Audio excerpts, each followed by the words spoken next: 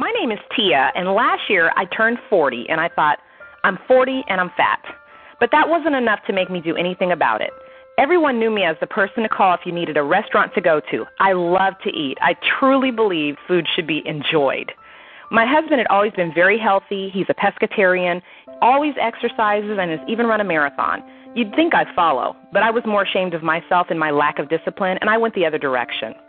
I exercised in spurts, maybe for a month or so, and then I'd get off track and just stop.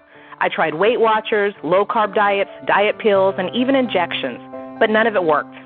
At one point, I had lost over 20 pounds in 8 weeks, only to gain it all back in some. Then in November 2008, I went to the doctor for a complete physical, as I hadn't had one in over 10 years. My mom has type 2 diabetes and high blood pressure. My dad, who died of cancer over 12 years ago, also had high blood pressure, so I knew it was just a matter of time for me if I didn't change anything. Fortunately, all my tests came back fine, with the doctor making one comment: "You're very healthy. All you need to do is drop some weight." That was my kick in the butt number one. The same month, I went to visit a longtime client. She hadn't seen me in over a year and asked me if I was pregnant. That was kick in the butt number two. I just laughed it off as I told her no. Then, the first week of December, my husband and I took a cruise. I ran into another longtime client who had moved out of state, and I hadn't seen her in over 2 years. She told me she barely recognized me because I'd gained so much weight. That was the final kick in the butt number three. From then on, it started. I made the decision. Right there on the cruise, I started eating healthy. We worked out every day. When I got home, I found a website to track my food, and I also joined a gym competition to keep me motivated. I exercised 5 to 6 days a week and enjoyed it. I lost a few pounds, and my body fat in inches began to go down. In December of 2008, I registered to do a 15K. I hadn't run a race since 1996, and now I was 40 and almost 30 pounds heavier. So I set the goal to run the 15K, and I told everyone I knew about it, so I couldn't back out. About the same time, my good friend Terry told me about Spark People. So I checked it out. I couldn't believe how much there was to this site. I immediately started using it every day.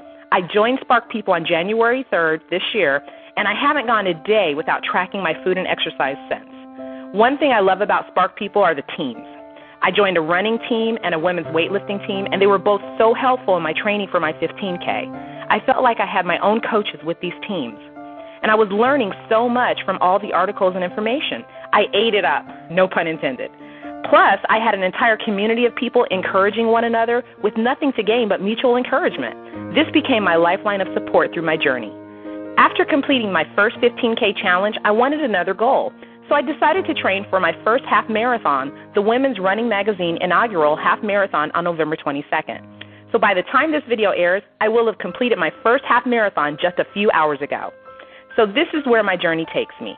I focus on staying positive and always looking forward.